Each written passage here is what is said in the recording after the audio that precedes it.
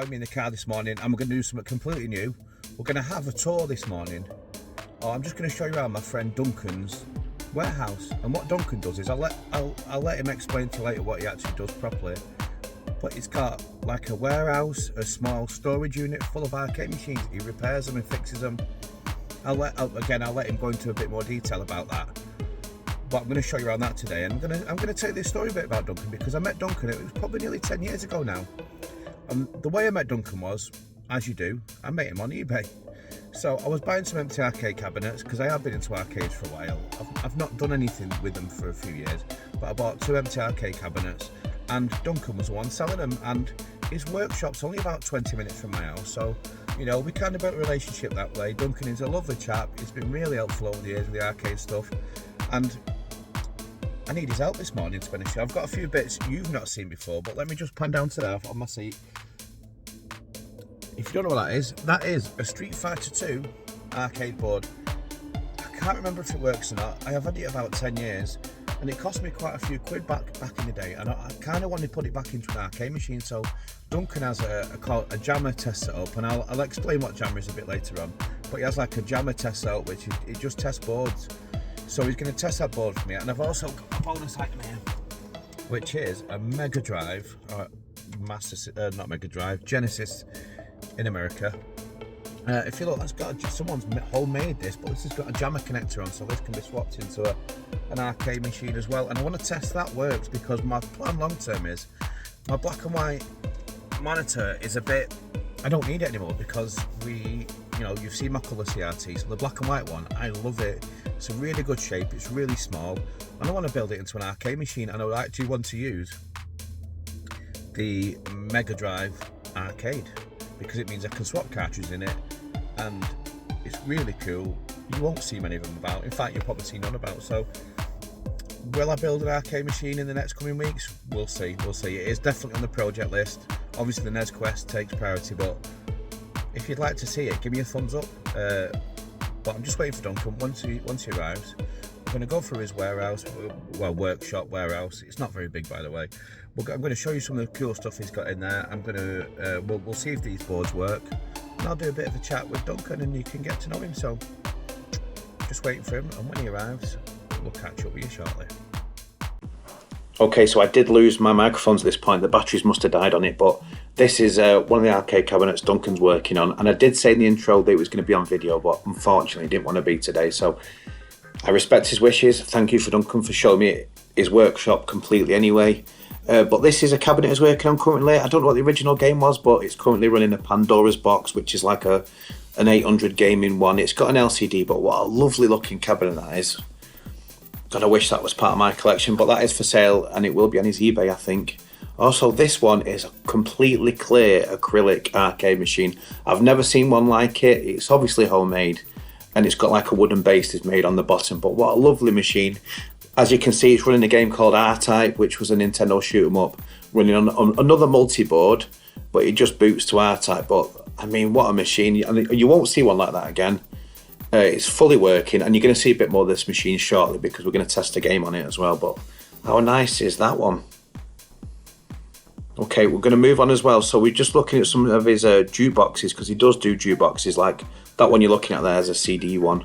It plays CDs, but that's a digital one. He does do the rentals for CD digital jukeboxes as well.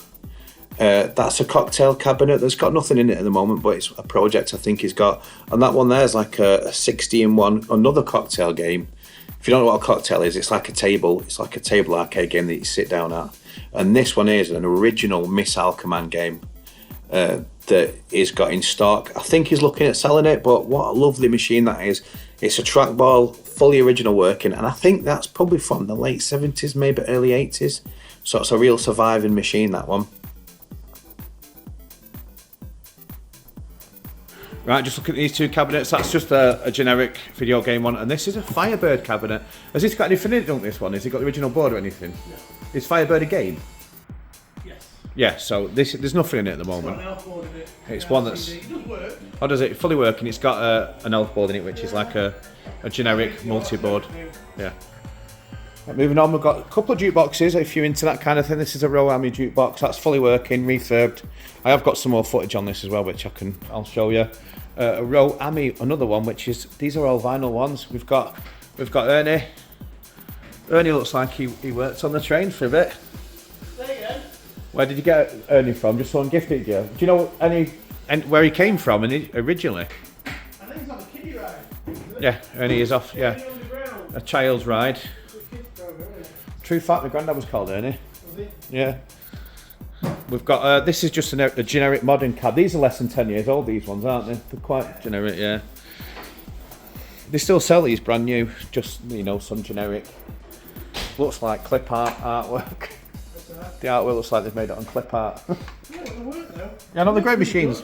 Great machines. It's good money, isn't it? Well built. We've got this one, this Miss Pac-Man machine, really wide, one player for some reason, but obviously it's got a generic 61 board and an LCD conversion. The same with this double Dragon machine as well. This is actually really cool, really good condition as well. And then we've got two more Leisure 2000 ones here that just are on his chopping block, ready for getting working. And we've got a couple more. That's the CD jukebox. I've actually got one of these in my garage still, and we'll show you that. Have you still got it? Yeah, still got it. Yeah. Right, I'm going to just have a quick look at this. This is his jammer test station, which we're going to test my board at, this is my Street Fighter board. He's got a couple on the test bench already, and we've got a couple of, that's a Konami game. But then you can see all his stuff, all his fixtures, fittings, power supplies. We've got some coin mechs. I'm going to do a quick sweep because it's quite a wonderful place. Look at this audio sign as well. I'm going to show you this audio sign as well because that's cool for any car audio fans. Look at that. Right, we're going to test this another time because I've not brought a game, so we're not doing that today. Right, so the test rig, the monitor wasn't working well, so we're going to actually try Street Fighter 2 in this R-Type cab. There isn't enough buttons, but it's just to visually see if it works. Alright, that's all. We know the buttons are fine. Right, so it is coined up now. We've just jumped some wires. Press. Oh, there we go. Oh, what a game. Again, I'm trying to play it one-handed here, don't might have to have a go. But it is working. Oh, we can't have a two-player, it's only one joystick. Yeah. We're just going to try and play this. Again, this cabinet is definitely not made for this game. I'm just going to have to button bash here while Dunk's got the controller. Oh. There you go. Yeah, the links up, the buttons are linked up. Oh, yeah. Yeah. Yeah, but look, the board does work, which is amazing. Yeah. Right, everyone, I'm back from that arcade tour. Thought I'd do a quick outro video because there was a few things that didn't happen. So we were going to test that Sega Mega Drive jammer thing. We did test it did power up, but stupid me forgot to take any games, so we can't do that. We're going to try that next time I go, and I will go to Duncan's place again because it's very interesting. His stock changes all the time, so a big thank you to Duncan. He didn't want to be on camera today, but he is starting his own YouTube channel soon, which will be very interesting. He does repairs all day, every day. I don't know the name of his channel, but I will link it down below once he starts posting videos. So thank you again.